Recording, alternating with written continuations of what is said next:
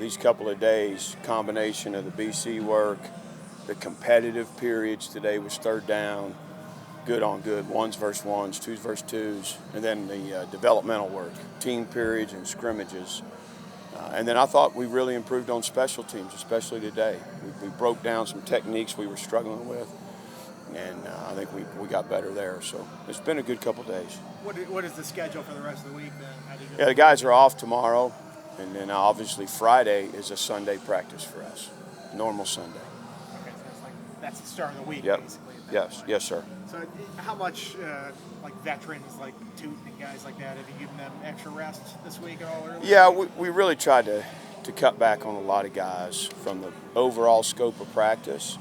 I asked them to hustle, let's be fast and furious. We kept the uppers on both these 2 days.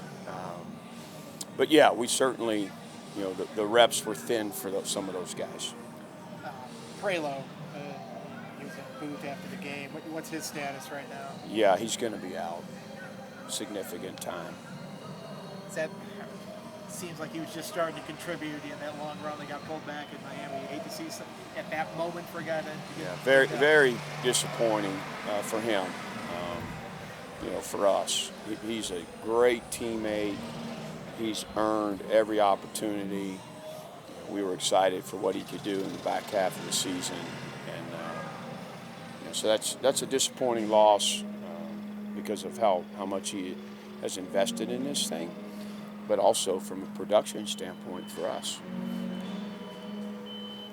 When you look at, I guess, Finale, Jennings, Steve Gosnell, those guys, how much does this help to get them rest and get them ready? Because Ali snap count jumped a good bit at Stanford. You seeing him where he might be full go?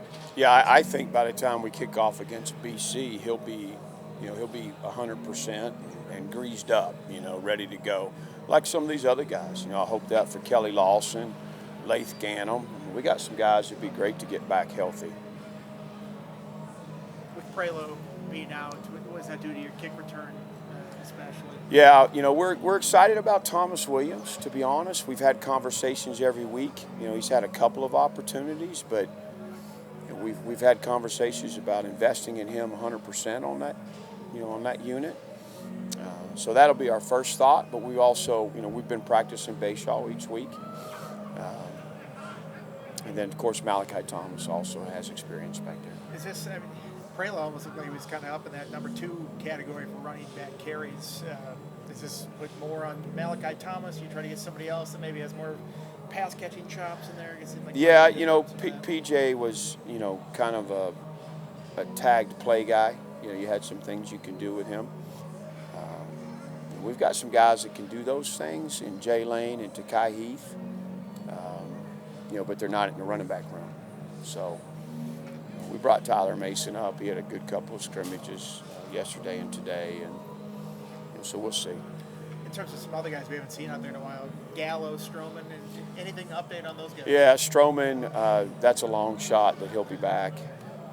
Gallo was actually in outfitted today in all the gear and did individual, and really I thought this was the most significant day for him. Gave me some hope that he'll be out there, at some point. You played Braylon Johnson at Stanford. I think you mentioned there's the question about redshirting him or not. Is that still the plan to redshirt? It is. Okay. Yep. We just special teams and our depth in the secondary. We were down some guys. Josh Hand couldn't make the trip. Just some guys that would normally play teams. T. Chilton's still out. Will Johnson still out. We needed some more personnel on teams, and then obviously got an opportunity to play at safety some as well. Just to clarify, Stroman, long shot for the season to return at this point? Yeah, I think it's a long shot. He may get cleared down the stretch, but they still don't know if that will happen. And if it did, then it's okay. What kind of place can we get him to? To be ready to play effectively for us. You mentioned special teams before. You traveled Elijah Clark out there to play in California. Kind of a cool situation for him to be there. It looked like he was a little overzealous on that one play and trying to play with no helmet. I told the team, I said, if there's one guy that you said would go make a tackle with no helmet on, who would it be? And they all said, Clock. He's a high effort guy. He's got a great motor, and his high school's about 30 minutes from there. Normally, he's not a guy that would travel, but he's certainly deserving. And, just one of the things we wanted to do for him.